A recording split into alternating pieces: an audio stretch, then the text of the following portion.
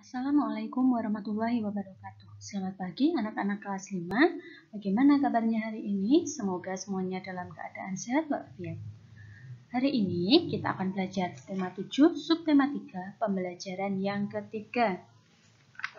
Tapi sebelumnya jangan lupa kalian untuk berdoa terlebih dahulu di rumah kalian masing-masing ya, agar kalian dapat lebih mudah untuk memahami materi pembelajaran kita hari ini. Jangan lupa kalian terapkan juga 5M agar kalian terhindar dari bahaya virus corona. Peristiwa lahirnya Pancasila. Pancasila kita kenal sebagai dasar negara Indonesia. Tapi sudah tahukah kalian bagaimana peristiwa lahirnya Pancasila? Mari kita pelajari bersama. Pancasila berasal dari bahasa Sanskerta yaitu panca dan sila. Panca berarti 5, sedangkan sila berarti dasar. Jadi, Pancasila berarti 5 dasar atau 5 asas. Istilah Pancasila terdapat pada Kitab Negara Kertagama karangan Empu Prapanca dan Kitab Sutasoma karangan Empu Tantular. Dalam Kitab Sutasoma, Pancasila berarti berbatu sendi yang 5 atau pelaksanaan kesusilaan yang 5. Lahirnya Pancasila sebagai dasar negara terjadi pada saat sidang BPUPKI yang pertama.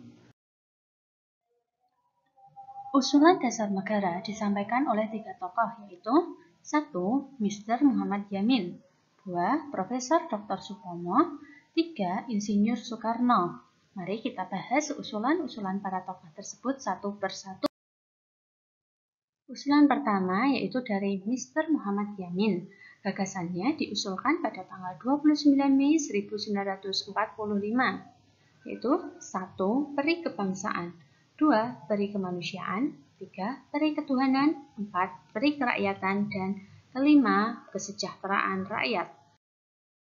2. Yaitu dari Profesor Dr. Supomo. Gagasannya diusulkan pada tanggal 31 Mei 1945. Adapun usulan dari Profesor Dr. Supomo yaitu 1. Persatuan, 2. Kekeluargaan, 3. Keseimbangan lahir batin, 4. Musyawarah, dan yang kelima keadilan rakyat. Usulan yang ketiga dari Insinyur Soekarno disampaikan pada 1 Juni 1945.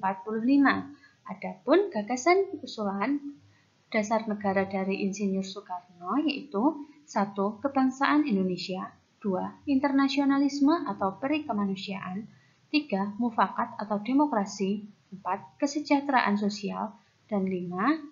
Ketuhanan yang Maha Esa. Yang selanjutnya ada Panitia 9. Pada tanggal 22 Juni 1945 dibentuk Panitia 9 yang diketuai oleh Insinyur Soekarno. Tugas Panitia 9 yaitu menampung saran dan pendapat para anggota mengenai dasar negara selama sidang untuk merumuskan dasar negara Indonesia. Anggota Panitia 9 yaitu 1. Insinyur Soekarno sebagai ketua, kemudian ada Dr. Andes Muhammad Hatta, 3. Mr. Ahmad Subarjo, 4. Mr. Muhammad Yamin, 5. Abdul Kahar Muzakir, 6. Kiai Haji Wahid Hashim, 7. Haji Agus Salim, 8. Mr. A.A. Maramis, dan yang ke-9 ada Abi Kusno Cokro Suyoso. Hasil Sidang Panitia 9. Sidang Panitia 9 berhasil merumuskan rancangan pembukaan Undang-Undang Dasar 1945 yang di dalamnya memuat pula dasar negara Indonesia. Dokumen ini diberi nama Piagam Jakarta oleh Mr. Muhammad Yamin. Rumusan dasar negara dalam Piagam Jakarta yaitu 1. Ketuhanan dengan kewajiban menjalankan syariat Islam bagi pemeluk-pemeluknya, 2. Kemanusiaan yang adil dan beradab, 3. Persatuan Indonesia, 4. Kerakyatan yang dipimpin oleh hikmat kebijaksanaan dalam permusyawaratan perwakilan, dan yang kelima, keadilan sosial bagi seluruh rakyat Indonesia.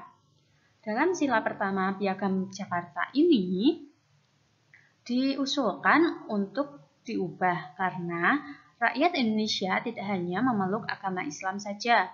Jadi, Untuk sila pertama ini diusulkan diganti agar tidak terjadi perpecahan oleh rakyat Indonesia. Pada tanggal 18 Agustus 1945 disahkan Undang-Undang Dasar 1945 dalam sidang pertama PPKI termasuk pembukaan Undang-Undang Dasar 1945. Dalam pembukaan Undang-Undang Dasar 1945 termuat isi rumusan prinsip dasar negara yang disebut Pancasila. Isi rumusan tersebut terdapat pada alinea keempat. Menemukan informasi penting bacaan. Informasi penting dalam bacaan dapat ditemukan dengan cara membaca secara seksama. Informasi yang diperoleh dapat disajikan dalam bentuk diagram. Sekarang kita belajar mengenai nilai-nilai luhur Pancasila yang berkembang di masyarakat. Yang pertama nilai luhur yaitu gotong royong. Salah satu nilai luhur Pancasila yang berkembang di masyarakat adalah gotong royong. Gotong berarti pikul atau angkat, sedangkan royong berarti bersama-sama. Jadi, gotong royong berarti mengangkat secara bersama-sama atau mengerjakan sesuatu secara bersama-sama.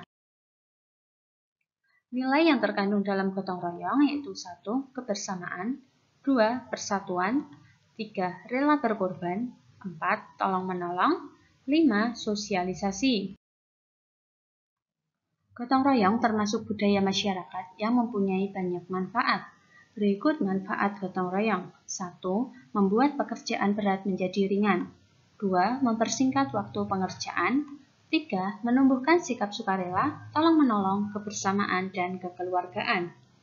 4. Menjalin hubungan baik dan harmonis antar warga masyarakat. 5.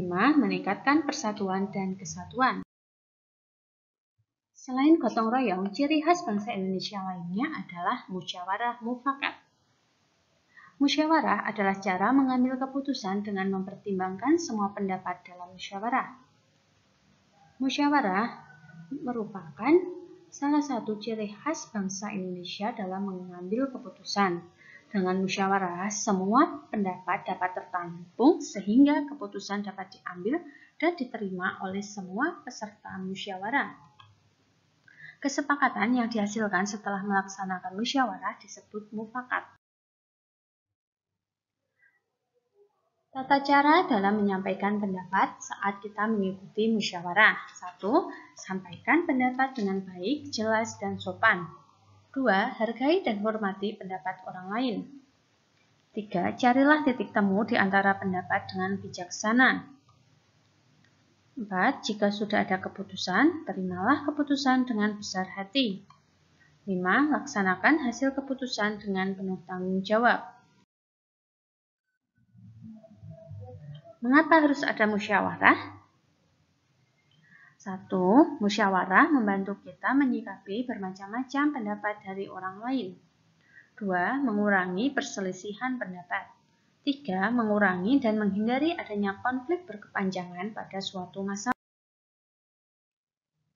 Nah, adapun prinsip-prinsip musyawarah yaitu 1. Adanya komunikasi yang baik dalam penyampaian pendapat. 2. Saling menghargai dan menghormati pendapat orang lain. 3. Kita harus menerima dengan ikhlas dan melaksanakan hasil keputusan dengan tanggung jawab. Nah, sekarang manfaat musyawarah. Musyawarah itu memiliki banyak manfaatnya ya, di antaranya yaitu dapat memecahkan masalah yang sulit dipecahkan sendiri, kemudian memberikan dorongan agar hidup rukun, dan sarana untuk memecahkan masalah umum. Sekarang kita masuk ke tugas siswa. Silakan kalian kerjakan 5 soal ini. Silakan dikerjakan dengan sebaik-baiknya di buku PPKN kalian ya. Cukup sekian materi pembelajaran kita hari ini dan jangan lupa kalian kerjakan tugas kalian di rumah. Kerjakan dengan sebaik-baiknya ya. Terima kasih. Wassalamualaikum warahmatullahi wabarakatuh.